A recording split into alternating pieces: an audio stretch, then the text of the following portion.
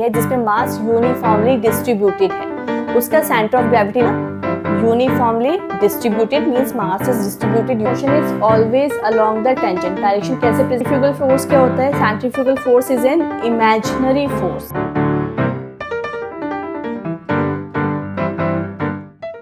Hello everyone, welcome back to our channel infinity learning world. मैं हूं शिखा और हम कर रहे हैं क्लास 10th का चैप्टर 1। अब उसमें हम आगे करने जा रहे हैं centre of gravity. What is centre of gravity? Centre of gravity is a point where the entire weight of the body is considered to be lie. मतलब पूरी बॉडी का वेट एक पॉइंट पे लाई करता है।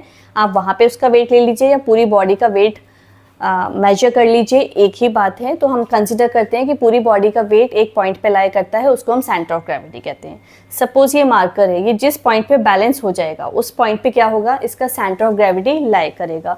हम स्केल के साथ क्लास में कई बार खेलते हैं, स्केल को हाथ में लेके, तो जिस पॉइंट पे स्केल आपका बैलेंस हो रहा है उस पॉइंट पे उसका सेंटर ऑफ ग्रेविटी लाई कर रहा है। अब सेंटर ऑफ ग्रेविटी कहाँ लाई करता है? जितनी भी यूनिफॉर्म बॉडीज हैं, यूनिफॉर्म जैसे कि circle, triangle, square, rectangle, cube, cuboid, metre scale, कोई भी रेगुलर बॉडी है, यूनिफॉर्म बॉडी है जिसमें मास यूनिफॉर्मली डिस्ट्रीब्यूटेड है, उसका सेंटर ऑफ ग्रेविटी लाई करेगा उसके ज्योमेट्रिकल सेंटर पे।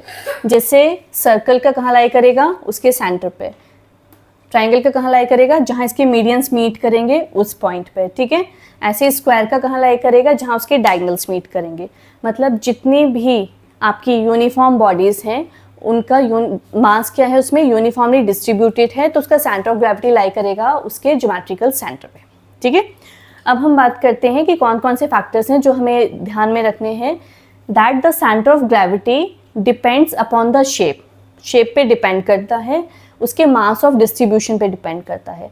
अगर कोई बॉडी इरेगुलर है, मतलब कहीं मास ज़्यादा है कहीं मास कम है, तो उसका सेंटर ऑफ ग्रेविटी उसकी ज्योमेट्रिकल सेंटर पे लाई नहीं करेगा, ठीक है। It is not necessary that the center of gravity lies within the body। जैसे मान लीजिए एक irregular shape हम लेते हैं, इसको और irregular कर देती हूँ, ये एक irregular shape है, ठीक है। तो इसका center of gravity suppose यहाँ lie कर रहा है, तो it is not necessary that the center of gravity always lie at the center। ये किसके लिए applicable है? जब आपकी bodies कैसी हैं?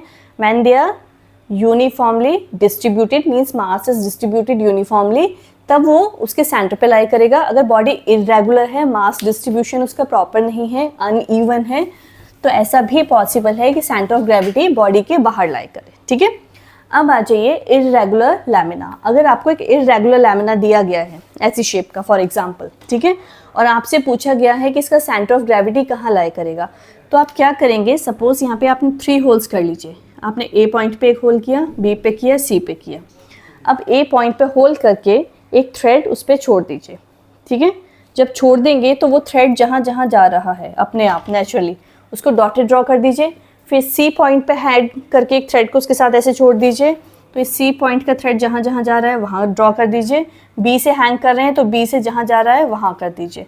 तो आप देखेंगे एक पॉइंट ऐसा मिलेगा जहाँ पे तीनों लाइन्स मीट कर रही हैं। तो जहाँ ये मीट कर रही होंगी वो इसका सेंटर ऑफ ग्रेविटी होगा, ठीक है।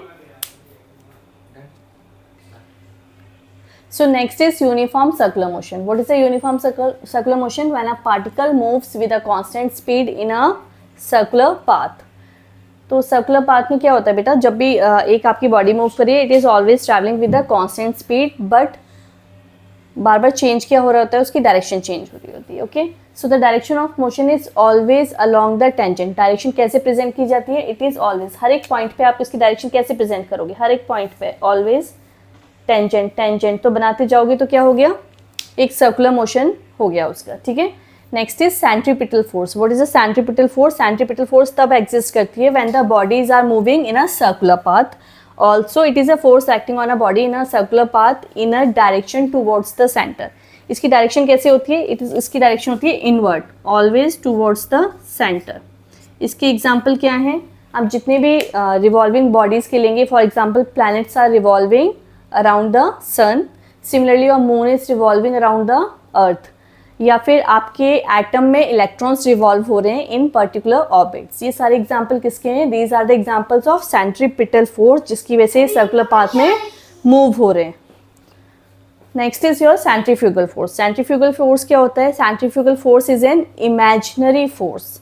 इमेजिनरी फोर्स क्यों है? सेंट्रीपिटल इनवर्ड एक्ट करती है एंड सेंट्रीफ्यूगल कहाँ एक्ट करती है? ये आउटवर्ड एक्ट करती है, बट ये इमेजिनरी फोर्स है। ये कंसीडर की जाती है कि for every force action reaction होता है, तो एक्शन के लिए हम सेंट्रीपिटल फोर्स मानते हैं और पेयर के लिए, उसके अपोजिशन के लिए हम रिएक्शन के लिए सेंट्रीफ्यूगल मानते हैं। बट सेंट्रीफ्यूगल को हम हमेशा इमेजिनरी फोर्स कहते हैं, but centripetal exist in reality. जितने भी सर्कुलर पाथ हैं, सर्कुलर मोशन में बॉडीज जो ट्रैवल कर रही हैं, वहाँ पे हम सेंट्रीपिटल फोर्स को कंसीडर करते हैं।